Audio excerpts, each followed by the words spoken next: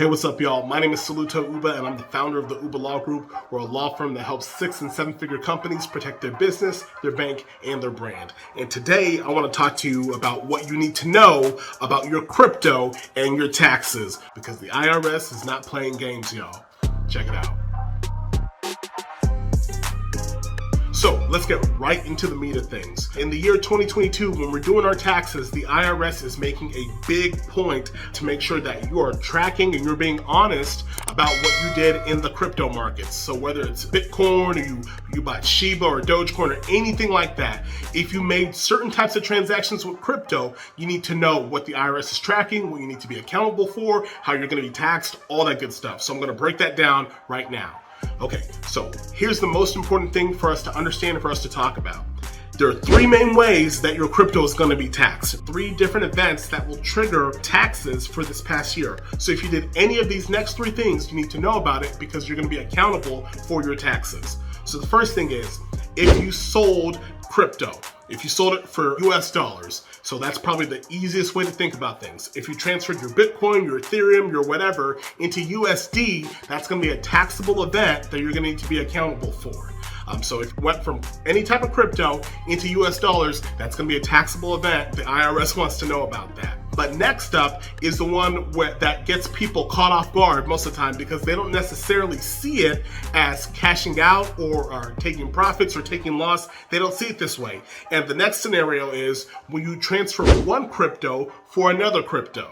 So for example, if you transfer Bitcoin for Ethereum or Bitcoin for Polygon or anything like that, when you're switching in between forms and you're exchanging crypto, that's viewed as a taxable event by the IRS. And so they want to know about that. They want to figure out what's the price of the crypto, literally when you traded it over and what did you get it for? And it's going to trigger a lot of different calculations that most people aren't thinking about and they're not ready for.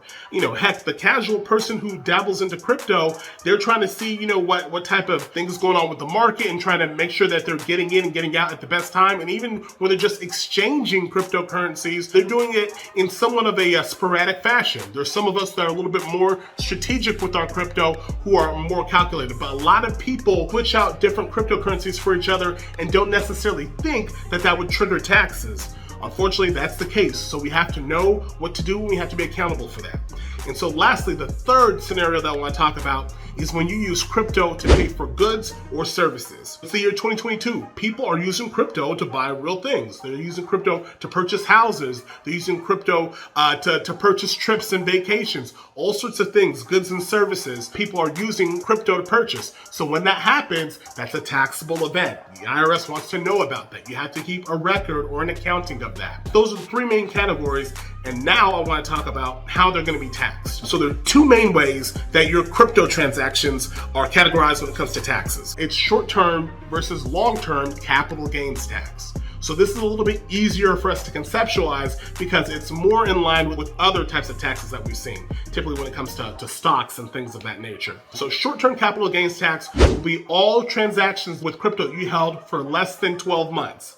So if you bought Bitcoin on July 1st and then you sold the Bitcoin on August 1st, that's less than 12 months. So it'll be subject to short-term capital gains tax. And so essentially for any transaction that falls into that category, it's just going to be like if you just made that extra money. So if you bought Bitcoin when it was at 1,000 in January, hypothetical scenario, of course, and then you sold it for $2,000 in March, you made $1,000 gain. And because it was held for less than 12 months, that's subject to short-term capital gains tax. So that's how all of those taxable scenarios are going to be taxed. On the opposite side of that, if you held your crypto for longer than 12 months, then it's subject to long-term capital gains tax. Those are a little bit more favorable tax rates, but depending on all of your tax situations, it's going to change and determine how much exactly you'll be paying. So make sure you get with your accountant and you're very strategic about that. That's the difference between the short-term and the long-term capital gains tax, and those are the different rates that the majority of your crypto is going to be taxed at. It's very important that you start to create a system figuring out how you're going to account for all this stuff and get very, very easy to lose track of all your crypto. But there are services and websites like crypto.com/tax